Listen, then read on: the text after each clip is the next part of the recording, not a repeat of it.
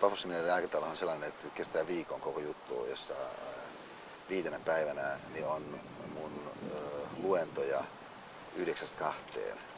Ja sitten sen jälkeen niin ihmiset kukin tekee mitä tekee, mutta useimmiten monet lähtee lounaalle tai jollakin muulla tavalla niin, prosessoimaan päivän teemoja.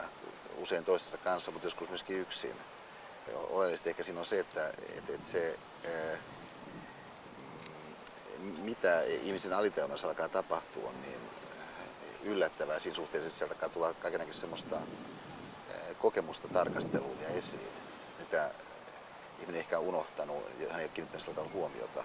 Mutta kun hän siihen kohdistaa huomioon, niin siihen liittyvät merkitsevyydet myöskin alkaa viedä ajatusta eteenpäin ja myöskin tietyllä tavalla ehkä kirkastaa sellaisia perusteemoja, jotka on tärkeitä eteenpäin mentäessä. Mä oon aina seurannut sitä, en pelkästään sisällöllisesti, vaan sitä fantastista tapaa, millä hellän hienovaraisesti saadaan ihmiset niin kuin oivaltaan ja lähtee niin kuin omalle kehityspolulle. Ei tuu siis määrätietoisia ohjeita, tee näin, tee noin, oot väärässä tossa, vaan hellä hienovaraisesti saatetaan tämmöinen ajatusprosessi aikaiseksi, joka poikii ihmisessä uutta, parempaa, hyvempää elämää. No, jos omalta kohdalta kysytään, niin ehdottomasti se itsensä kehittäminen sekä ammatillisesti että sitten myöskin elämässä. Ja mitä siihen, no elämähän on kaikki tässä, voiko sen tärkeämpää päämäärää olla kuin oman elämän kehittäminen, ainakin mun mielestä. Porukka ryhtyy ajattelemaan ja se on useastikin sen muutoksen tärkein siemen. Et jos mä ajattelen sen jonkun yrityksen kannalta, joka lähettää työntekijänsä tänne mun Pafos-seminaariin, niin musta on ihan siis valtavan hieno panostus siihen työntekijän ihmisenä ja sitä kautta myöskin semmoisiin kasvun prosesseihin, mitkä siinä työntekijässä, siinä ihmisessä voi lähteä liikkeelle. Se seurauksena, että hänellä kerrankin on aikaa vähän miettiä asioita laajemmin ja moniulotteisemmin. Ja ilman, että siinä sellainen välitön tekemisen pakko tai edes niihin pointteihin liittyvä välittömän hyödyn ulosmittaamisen paine, niin kaventaa sitä perspektiiviä. Siis on näköalan laajentuminen, joka on tässä aivan avain. Ja tässä suhteessa, jos mä ajattelen sitä työntekijöihin liittyvänä panostuksena yrityksen tai jonkun organisaation toimesta, niin kyllä minun on aika vaikea kuvitella oikeastaan mitään parempaa panostusta, jos uskotaan ihmisiin ja siihen, että ihmisissä on sellaisia voimavaroja, mitkä ei vielä täysmittaisesti ole siinä, mitä se ihminen tekee, niin ilmentynyt. Mitä Esa on kertonut myös tiimien hengestä ja tiimien toimivuudesta, dynamiikasta. Mä en ollut sillä tavalla koskaan hahmottanut tiimin toimintaa ja tuun tekemään innokkaasti töitä eteenpäin niin kuin vahvistaakseni omia käsityksiäni siitä, että mistä on oikeasti kysymys, kun minä ja sinä ja me yhdessä lähdetään tekemään yhteisten päämäärien eteen asioita heittämällä sinne oma paras versio minästä.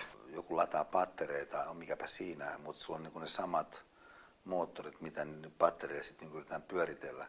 Kun se mun kannalta se pointti on niin kuin löytää, että sulla onkin itse asiassa koko ajan niin kaiken näköisiä käyttämättömiä niin moottoreita.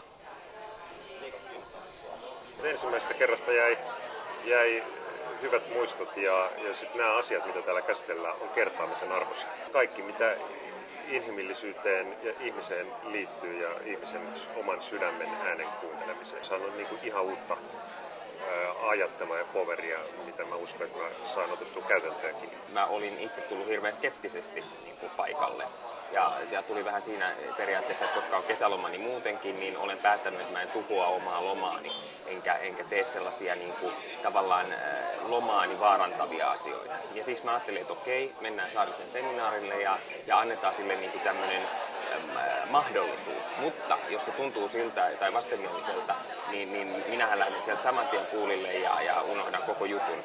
Kuitenkaan missään vaiheessa siitä alkuhetkestä alkaen niin se ei tullut mieleen, vaan että se intensiivisesti oikeastaan niin kuin hyvin imasi mukaansa. Ja se on ehkä ollut se suurin yllätys. Minä uskallan sanoa ihan kirkkain silmin, että tämä vietetty viikko täällä tulenkantajien parissa tämä on myös ollut tähän asti sen elämän 60-vuotisen taipaleen paras johtamisseminaari.